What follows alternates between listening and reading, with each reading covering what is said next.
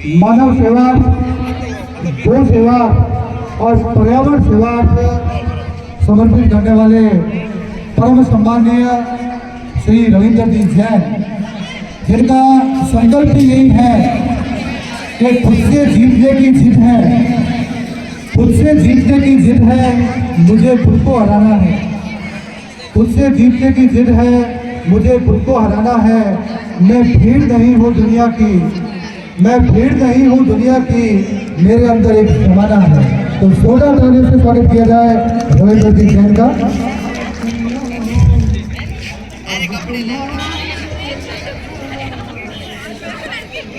बोले सरस्वती माता की, सरस्वती माता की, भारत माता की, सियावर रामचंद्र की, सियावर रामचंद्र की।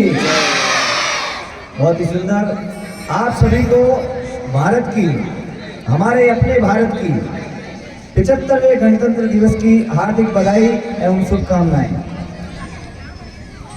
मंच पर विराजित एवं सभी मेहमान जो यहाँ आए हुए हैं और सभी विद्यार्थीगण, आप सभी को अभिवादन। महावीर इंटरनेशनल एक संस्था है जिस संस्था को 1975 में गठन किया गया था। महावीर इंटरनेशनल 360 केंद्रों के माध्यम से पूरे भारत में विभिन्न सेवा कार्यों में लगा हुआ है। उसी महावीर इंटरनेशनल के अंतर्राष्ट्रीय निदेशक होने का गौरव मुझे प्राप्त हुआ है। जो पदाधिकारीगण आगे बैठे हैं, उन्होंने सेवा कार्यों को देखते हुए ये दायित्व दिया, जिसका निर्वहन मैं अभी वर्तमान में कर रहा हूँ। मुझसे अपेक्षा है कि मैं पर्यावरण के क्षेत्र में इस देश में कुछ ऐसा आयाम स्थापित करूं, कुछ ऐसा करके जाऊं कि आने वाला समय नई दिशा की तरफ बढ़े।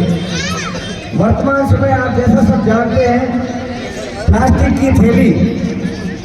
की थैली के नुकसान से आप अवगत हैं?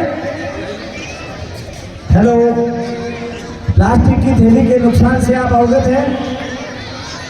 क्या आप जानते हैं पर्यावरण को नुकसान होता है? होता है? यस।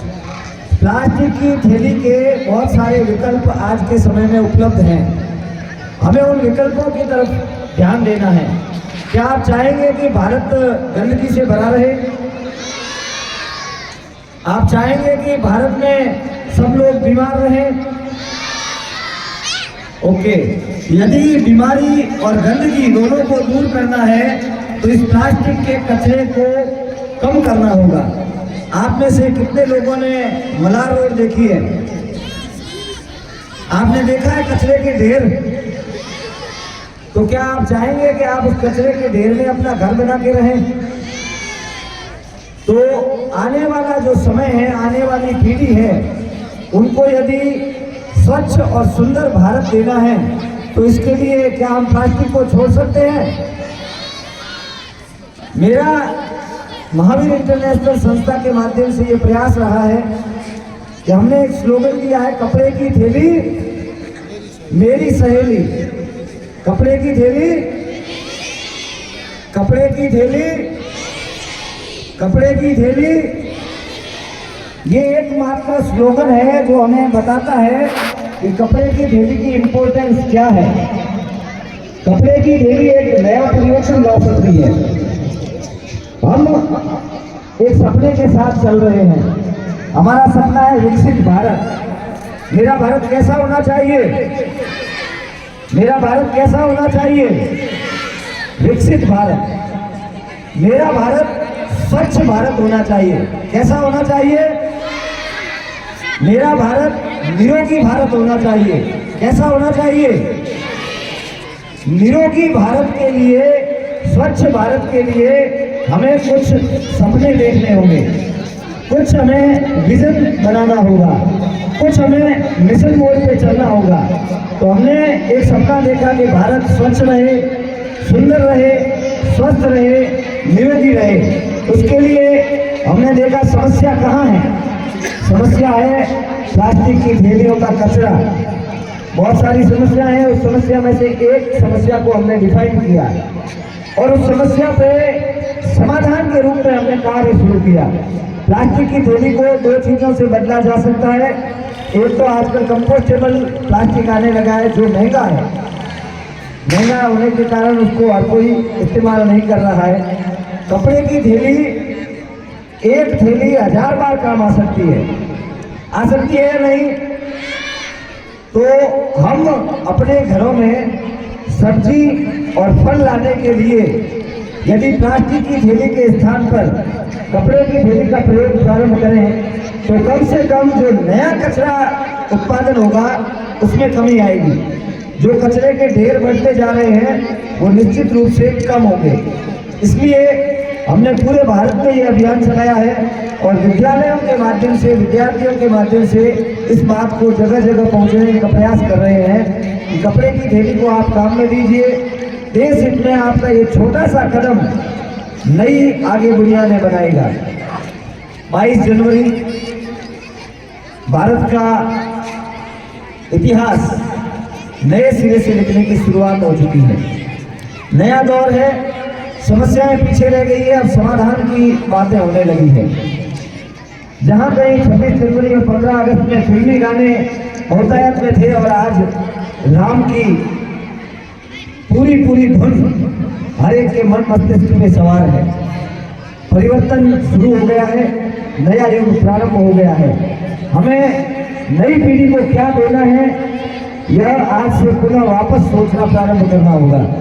अगर हम ऐसा ही प्लास्टिक के कचरे का ढेर देना चाहते हैं तब तो जो हो रहा है उसको होने दीजिए, अन्यथा कपड़े की थैली का प्रयोग प्रारंभ कीजिए। बहुत सारी ऐसी चीजें हैं जो पर्यावरण को दूषित कर रही है, उनको हमें रोकना है और आगे बढ़ के उन विकल्पों की तरफ बढ़ना है। जिस प्रकार संस्कारों का प्रदूषण फिल्मों के माध्यम से और इंटरनेट के माध्यम से है, उस प्रदूषण को भी कम करना है। उसका एक काम हमारे प्रधानमंत्री जी ने राम नाम की धुन सबके मन मस्तिष्क पर लाकर के कर दिया है। अभी शुरुआत है।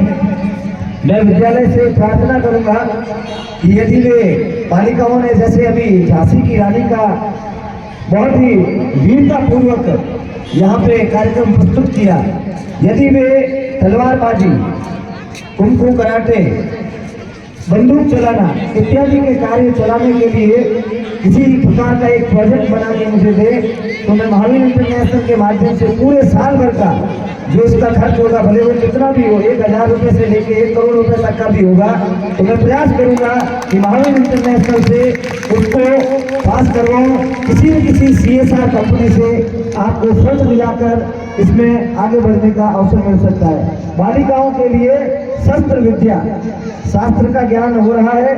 शस्त्र विद्या यदि बालिकाएं सीखती है तो आज के समय में निश्चित रूप से इसका फायदा भारत को विकसित बनने के लिए जरूर मिलेगा।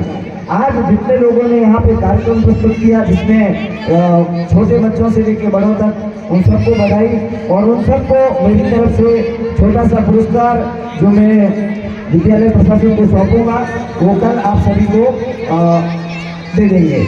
और इसी प्रकार से यदि और भी कोई कार्य किसी शिक्षा से संबंधित, बालिकाओं के विकास से संबंधित यदि महावीर इंटरनेशनल के माध्यम से विद्यालय करना चाहे तो उसका प्रोजेक्ट हमें बना कर दे। हम निश्चित रूप से उसको हमारे अंतर्राष्ट्रीय अध्यक्ष, सचिव और कोषाध्यक्ष के सामने प्रस्तुत करेंगे और जो बन पड़ेगा उस प्रकार का सहयोग करने का प्रयास करेंगे। जय हिंद, बहुत बहुत धन्यवाद।